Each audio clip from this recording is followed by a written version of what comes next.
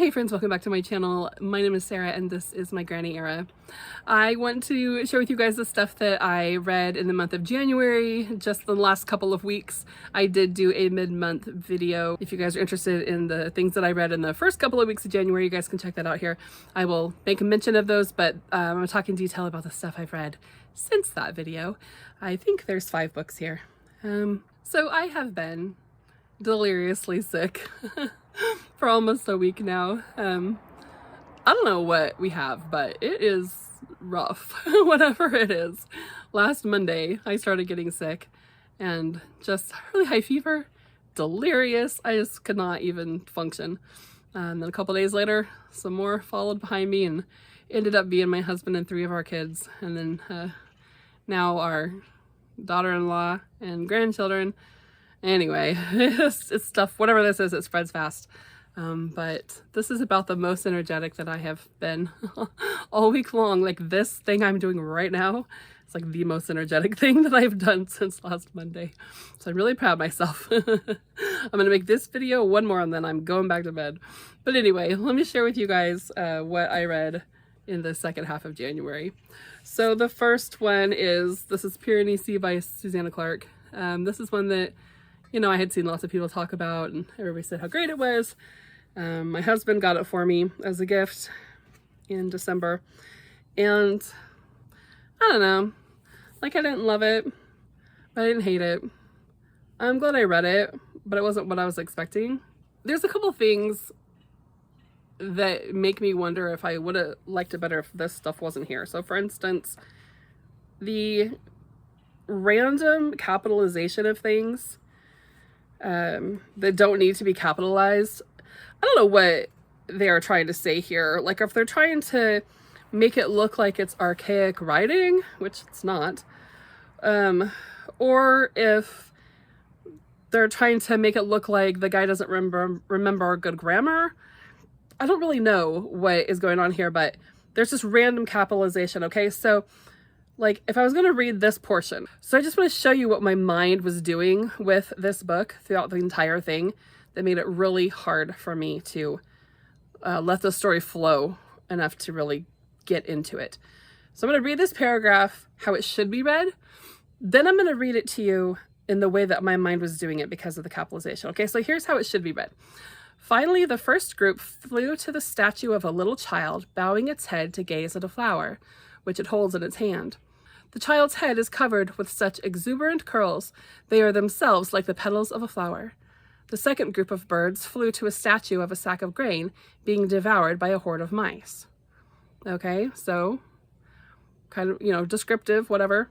All right, but here's how it is, because I was emphasizing all of the capital words in my mind. And I don't know, like, I don't think I normally do that if I'm reading like New York City or the beginning of a sentence or something where a capital is supposed to be. I don't think I even notice it. But because these were capitalized weird, I read it like this. Finally, the first group flew to the statue of a little child, bowing its head to gaze at a flower, which it holds in its hand. The child's head is covered with such exuberant curls, they are themselves like the petal of a flower. The second group of birds flew to a statue of a sack of grain, being devoured by a horde of mice. So it's just like, you know, why is curls? Why is child's head? Why is sack of grain? Why are these things capitalized? It's obnoxious. There's no reason for it. And, you know, an angel blowing a trumpet, a statue of a ship. Like, why? Why is this like this? I was just not having it. But science experiment, guy gets taken to another dimension, loses his memory, doesn't realize he doesn't belong there.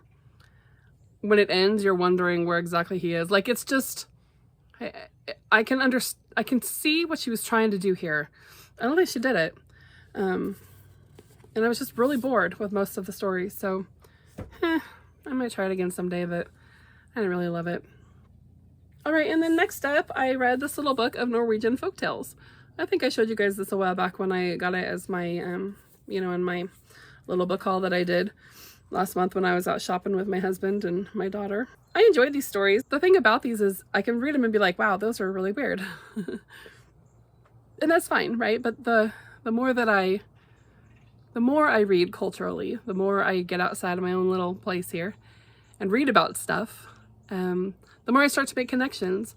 And the more I find, oh, that's not a weird story. It's just that story is told because of this event, because of this other story, and it just sort of builds on history and other tales and other cultures.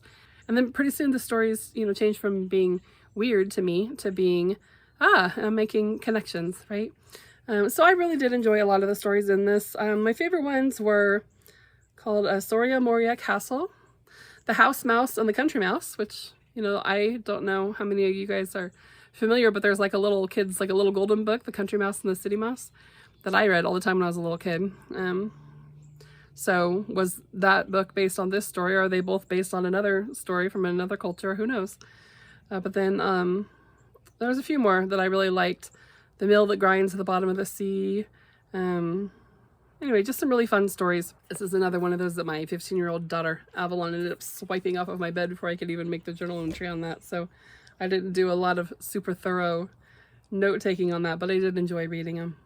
All right, next up, I found this little book, The Black Mountain by Kate Moss. I found this on paperbackswap.com. I was looking for more books by Kate Moss because I had read The Winter Ghosts and really enjoyed that. And then I didn't realize when I got this, and I didn't even know that this thing exists, but in the UK, apparently they have this thing called a reading agency. And this little book you can buy for £1. And it is a very simply told story. It's even got larger print than normal. And it's written at a very basic level, maybe even like a 3rd or 4th grade level, reading level. But the genius of Kate Moss is it's not a dumbed down story. It's just simplified language, right? And I think the reason for this little reading agency project is to introduce literature to people who aren't, big readers. They don't like to read too much, or they haven't really looked into, the idea of reading. They didn't grow up as readers. Maybe English is a second language, or they are, just learning to read. And so it gives you good quality stories from good authors at a level that is, maybe challenging, but not so challenging that, you can't meet it. And then at some point, gets easier and easier as you go.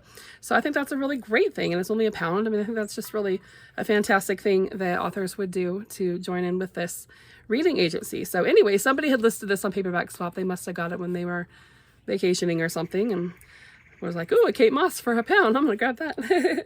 But the story is about a volcano on Tenerife in 1706 and how it ended up basically just destroying the economy of this little fishing village there on the northwest coast, I think, of Tenerife. And they ended up it was like the main shipping port there for that area, and they ended up having to move it somewhere else because the volcano had come, and the lava just kind of rebuilds, doesn't it, and puts down new land for you and covers up your old land sometimes. And that's what had happened, and so much of it was gone, and just the port just covered and was basically buried under this lava that they had to move. And the people there went from being wealthy and able to sell their goods to not being so. But anyway, it's a story of that, and it's a fictional story, but that's the context in which it takes place. And I just thought it was such a great little story. I learned something about history that I wasn't aware of, and got a little story out of it, and just really, really glad I read that a lot. Okay, next up I read Jane Austen's Letters. Now, first of all, I would recommend do not buy this copy. If you see a copy like this, run for your life. The saying is so trashed. I had to basically tear this book apart to be able to read it because of the way that it's bound. It's just bound to, the glue's too close, right? And so I'm always bending and I'm pulling, and finally I'm just like, I don't even care, just do what I gotta do to get through this. So don't buy this version. But top of that, I just did not enjoy this at all. So there's a few different reasons. One was that. Another was just oversaturation, maybe. When you read her biographies and you read, fictional biographies and everything you read that features Jane Austen, well, if the author has, paid paid any attention whatsoever in any way, shape, or form to actually represent Jane, they will have at least read some of her letters, right? So the actual life information, the actual things that Jane is doing here, you know, nothing was really new. I didn't really get any new information other than, my respect for her has gone down quite a bit after reading through these. There's a difference between being like sarcastically gossipy, you know, little digs or whatever. You're talking with your sister, you're talking with your closest friend, and you both are annoyed by somebody, and so, you know, little digs, whatever, and then we laugh it off, and then it's like, oh, okay, we shouldn't talk like that. And then there's a difference between that and then just being a full-on mean. And that's what I saw with Jane Austen so many times in her letters. She was full-on mean to people, or about people, for things that they could not help, right? The way that they looked, their age, whatever, just things that you can't help. And she was so cruel. It went beyond just, haha, funny, let's make fun of so-and-so's funny hat. I mean, there was times when she was like, I bet that woman wishes her husband would have died in the bed with her last night, or, you know, things like that. Like, she is just super cruel. And I wasn't surprised. I can't say that I was surprised by that. I've never thought her to be a sweet, mousy, timid spinster lady. Like, I think that's why I couldn't get through the Lost Memoirs of Jane Austen when I talked about that a couple of weeks ago. I had to DNF that because in that book, I don't feel like they're representing her character at all. I think she's way too nice and sweet and mannered, and I don't think Jane Austen was like that even in public. But I didn't expect her, I guess, to be this mean. Like, if you have to resort to making fun of people's appearance and the way, you know, things that they can't help to get a joke, like, really? You're that shallow? Like, I don't know. I just can't. I'm not a fan. I mean, I am a fan, but I wouldn't have liked her in person. No way. I could not have tolerated her, I don't think, as a human. Like, just, you know, friendship or whatever. Still love her writing. Still love everything that is Austen-esque. But Austen herself, she had a lot of growing up to do, in my opinion. So, anyway, I don't think it matters that she was writing to her sister. I don't think that matters. I think what matters is, like, that just speaks, you know, out of the heart the mouth speaks, out of the heart the pen speaks. I mean, so many times she reminded me of Caroline Bingley, or even worse. So I can see now why she wrote such a great Caroline Bingley, because her letters are worse than any of the villainous snobs that she ever introduced us to in her writing. So anyway, there's my mean critique on Jane Austen. There's probably more to come. You can be a fan and not like somebody. I really think that's the truth. I am a Jane Austen fan. I'm just not a Jane Austen fan. Jane Austen the fantasy. Maybe not Jane Austen the reality. All right, and then I finished this on the evening of the 31st. And this is Hilary Mackay's Fairy Tales. Oh, I loved this so much.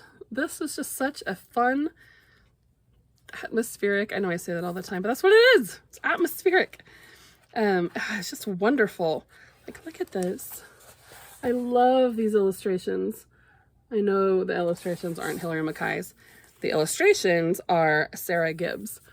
But these stories, it's kind of in the spirit of the Brothers Grimm, but kind of like, they give off like that dark atmosphere that is like weird enough to be interesting, but not so weird that like your kids can't read them. I'm handing this off to Avalon as soon as I get done with the video.